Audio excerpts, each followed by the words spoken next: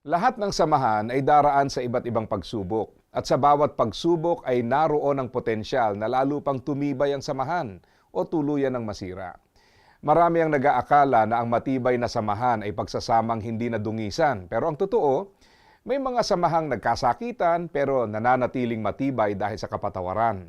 Meron nakapagsabi na habang nagkakalapit kayo ng isang tao, mas tumataas ang posibilidad ng friction o conflict. Kasi nga naman naroon na kapag malapit kayo sa isa't isa, may mga bagay na personal at confidential na naibabahagi. Minsan din, mas malapit, mas mataas yung expectation sa isa't isa. Inaasahan mo na dahil malapit kayo sa isa't isa, siya ang tutulong sa'yo, mangungumusta sa'yo at magiging kaagapay mo. Hindi naman tama na ganito ang expectation natin. Pero kadalasan nga, ganyan ang nangyayari. Kaya kapag hindi naganap ang inaasahan, nasasaktan tayo. Kumbaga, kung sa hindi ka close, wala tayong inaasahan, sa kaibigan, para bang hindi mo matanggap na wala man lang siyang gagawin para sa'yo. Ano pa man ang maging dahilan ng samaan ng loob, mahalagang tandaan na ang pagkakaibigan ay hindi nakapundasyon sa pagiging perpekto ng samahan, kundi sa kahandaang magpatawad sa isa't isa.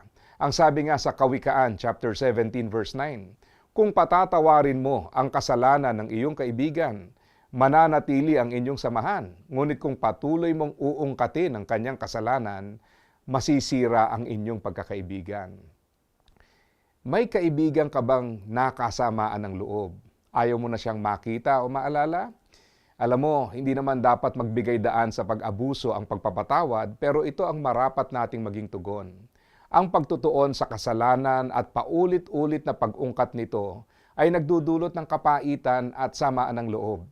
Pero ang pagpapatawad ay nagdadala ng paghilom at pagkakasundo.